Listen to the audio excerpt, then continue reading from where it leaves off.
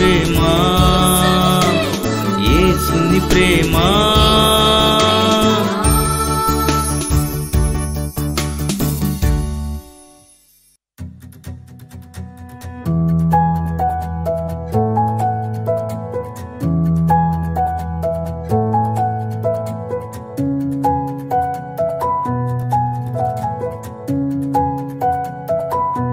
స్తుతి నైవేద్యం.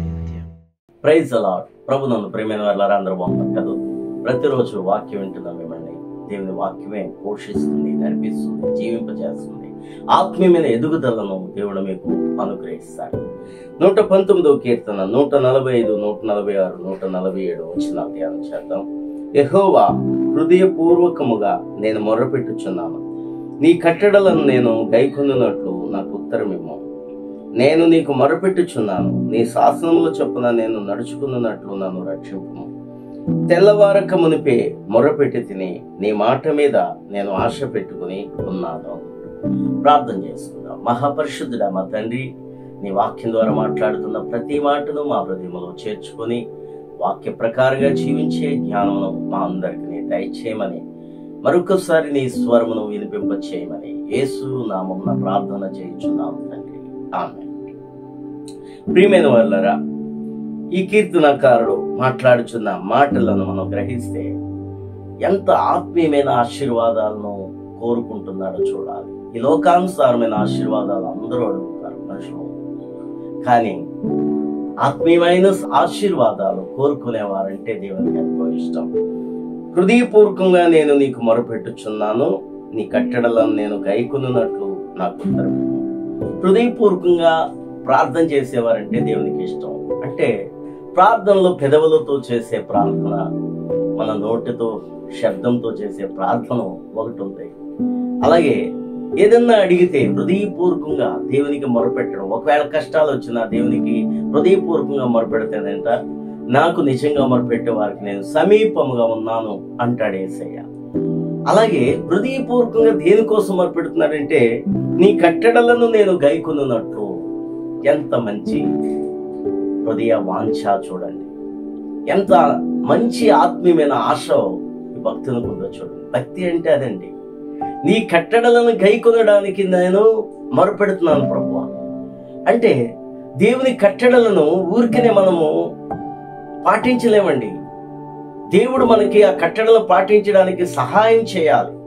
అందుకని మన కష్టం వస్తే ఎంత గట్టిగా మొరపెట్టి ప్రార్థన చేస్తామో, అదే విధముగా నీ ఆజ్ఞలు పాటించడానికి, నీ వాక్యంలో నేను ఉండటానికి, నీ మాట ప్రకారం నేను బ్రతకడానికి కూడా నువ్వు నాకు సహాయం చేయి ప్రభు అని హృదయపూర్వకంగా మొరపెట్టాలి.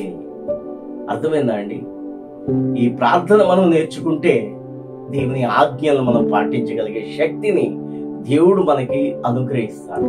అప్పుడు మనం వాక్యంలో నడుస్తున్నప్పుడు నిజంగా ఏంటి పేతురు అంటాడు, ప్రభా నువ్వు సముద్రం మీద నడుస్తున్నావు, నీటి మీద, అలాగే నన్ను నడిపించు అంటే నడిపించినప్పుడు పేతురు ఎంతగానో సంతోషించాడు.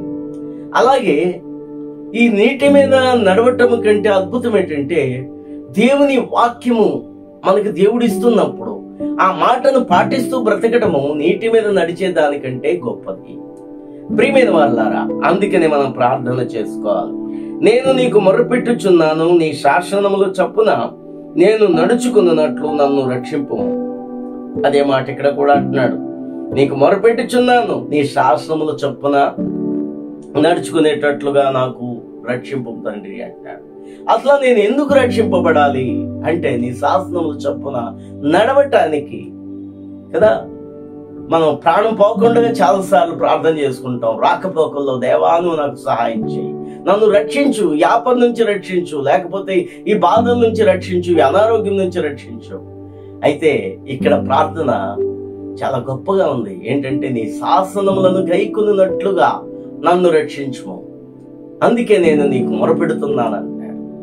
ఏంటి, నేను ఎందుకు రక్షింపబడాలి అంటే, నేను ఎందుకు ప్రాణాలతో జీవించాలి అంటే, లేకపోతే నేను బ్రతుకు దినములన్నీ నేను ఎందుకు బ్రతకాలి అంటే, నీ శాసనములు చొప్పున బ్రతికి పరలోక రాజ్యములో బడా మంచి దాసుడా, బడా మంచి విశ్వాసి అనిపించుకునేటట్లుగా మనం బ్రతకాలి.